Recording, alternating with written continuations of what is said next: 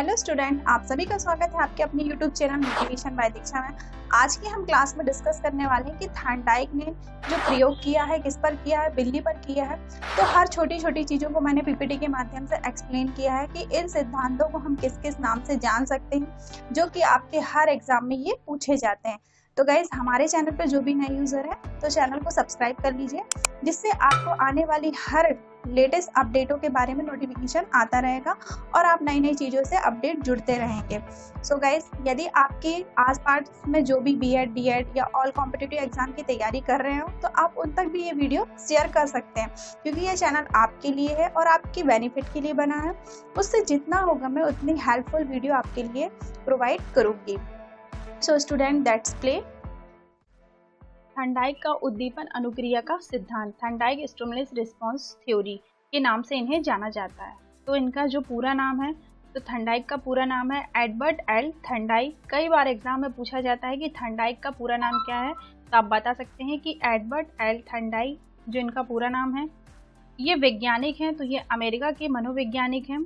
इनकी बुक का नाम, इन्होंने एक बुक लिखी जिनका नाम था एनिमल इंटेलिजेंसी। इन्होंने जो प्रयोग किया है अपने सिद्धांत में, इन्होंने प्रयोग किया है, तो इन्होंने प्रयोग किया है भूखी बिल्ली पर। फिर है उद्दीपक, जो उद्दीपक का काम कर रही है वो कर रही है मृत मछली। तो इतनी चीज़ें हैं, एक एक छोटी छोटी सी चीज़ें हैं, तो आप चाहो तो अपनी कॉपी में भी नोट कर सकते हैं।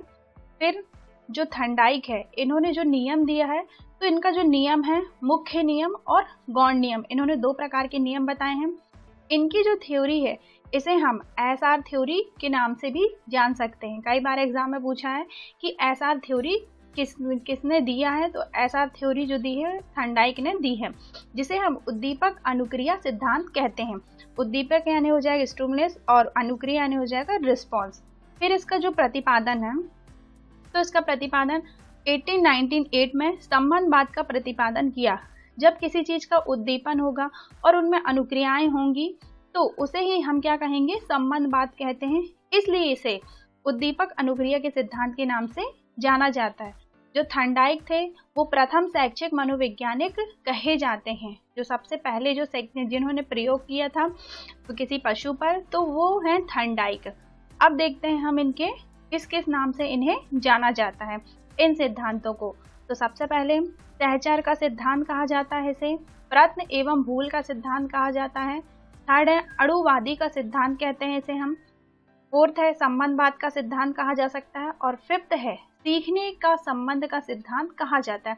जैसे आपके एग्जाम में कुछ चीजें पूछ लेता है कि थॉर्नडाइक के और भी नाम कौन कौन से हैं, किस किस सिद्धांतों के नाम से इन्हें जाना जाता है, तो वो ये सिद्धांत है कि सहचार का सिद्धांत पूछ लिया तो आप बता सकते हैं ये किसका सिद्धांत हो गया, थॉर्नडाइक का। प्रश्न एवं भूल का सिद्धांत, बार बार गलतियां करना, उन्होंने बताया है कि अभी प्रयोग में बताया है कि किस प्रकार से प्रश्न एवं भूल का सिद्धांत किया जा सकता है। अणुवादी, संबंधवाद और सीखने के सिद्धांत के नाम से इन्हें जाना जाता है। थॉर्नडाइक ने अपने प्रयोग में जो परीक्षण किया है वो भूखी बिल्ली पर किया है, और इन्होंने भूखी बिल्ली को पिंजरे या बॉक्स के अंदर बंद कर दिया गया है, और जिस बॉक्स का नाम पजल बॉक्स रखा गया है। जैसा कि आप पिक्चर्स के माध्यम से देख रहे हैं कि जो बिल्ली है वो अनुक्रिया का काम कर रही है, और बिल्ली के बाहर जो भोजन रखा गया है, जो मछली का टुकड़ा रखा गया है, मृत मछली, वो उद्दीपन का कार्य कर रही है। उस बॉक्स के अंदर उसको बंद करके और पिंजरे के बाहर मछली का टुकड़ा रख दिया गया है, क्योंकि बिल्ली बहुत ज़्यादा उत्तेजित हो गई है। और उसके बाद पिंजरे के अंदर एक बटन लगा दी है उन्होंने, किसने, थॉर्नडाइक ने, जिसको दबाने से पिंजरे का दरवाज़ा खुल जाता है। अब जो थॉर्नडाइक है उन्होंने ऑब्जर्व किया कि बिल्ली जो है वो मछली के टुकड़े को जैसे ही देखती है वो बहुत ज़्यादा एक्साइटेड हो जाती है, बहुत ज़्यादा उत्तेजित होने लगती है, और उसको खाने के लिए वो बहुत बार प्रयत्न करती है, बहुत बार उछल कूद करती है, हाथ पैर मारती है, हताश हो जाती है। लेकिन जब हताश होने के बाद क्या होता है, इसी बीच बहुत ज़्यादा गलती करती है, इधर उधर देखती है, तो गलती से उसका जो पैर रहता है, जो पंजा रहता है, वो बटन पर पड़ जाता है, जिससे पिंजरे का दरवाज़ा खुल जाता है, और पिंजरे से बाहर निकलकर वो मछली को खाकर संतोष प्राप्त कर लेती है। तो इसी प्रकार थॉर्नडाइक ने ये जो प्रयोग किया है, उन्होंने बार बार प्रयोग करके दोहराया है। फर्स्ट टाइम उन्हें बिल्ली को बहुत ज़्यादा टाइम लगा कि बाहर आने में, क्योंकि उसे कुछ समझ में नहीं आ रहा था कि कैसे उसे बाहर आना है। सेकेंड टाइम थोड़ा सा कम टाइम लगा, थर्ड टाइम और कम टाइम लगा, और फोर्थ टाइम वो सीख चुकी थी कि भोजन कैसे उसे प्राप्त करना है, क्योंकि उसे पता चल गया था कि बटन जैसे ही उसे दबाएगी बटन, वैसे ही दरवाज़ा खुल जाएगा और उसे भोजन की प्राप्ति हो जाएगी और वो भोजन खाकर संतोष प्राप्त कर लेगी। इसी प्रकार जो उन्होंने जो प्रयोग किया है वो उद्दीपक और अनुक्रिया स्थापित की है। क्यों? क्योंकि जो उद्दीपक है वो है बिल्ली और अनुक्रिया है जो है मछली, तो दोनों के बीच में संबंध स्थापित हुआ है। बार बार प्रयास एवं त्रुटि होने के कारण इसे हम प्रयास एवं त्रुटि का सिद्धांत कहते हैं, जिसे प्रयत्न एवं भूल का सिद्धांत भी कहा जाता है। तो ये तो हो गया इसका प्रयोग कि किस प्रकार थॉर्नडाइक ने भूखी बिल्ली का प्रयोग किस प्रकार से किया है। अब सीखने के सिद्धांत के लिए थॉर्नडाइक ने रिसर्च किया कि सीखने के कौन कौन से नियम हो सकते हैं। फर्स्ट होता है हमारा तत्परता का नियम। तो यहाँ पर जो मछली है वो बिल्ली के लिए उद्दीपन का कार्य कर रही है, वो उसे एक्साइटेड कर रही है कि कैसे उसे काम करना है, कैसे नहीं करना है, किसी भी कार्य को कैसे किया जाना है। जो बिल्ली है वो क्या कर रही है, दूर से ही देख रही है, उसे एक्साइटेड हो रही है, उत्तेजित हो रही है कि उसे भोजन की प्राप्ति कैसे हो। वो बार बार उछल कूद कर करके देख रही है, बार बार प्रयत्न कर रही है, तो इसे ही हम तत्परता का नियम कहते हैं। सेकंड आता है अभ्यास का नियम। तो बार बार प्रैक्टिस करने के बाद बिल्ली अपने माइंड में यह सेट कर लेती है कि दरवाजा खुलने पर ही, मतलब बटन जैसे ही दबेगा वैसे ही दरवाजा ओपन होगा, और दरवाजा जैसे ही ओपन होगा तो उसे भोजन की प्राप्ति हो जाएगी।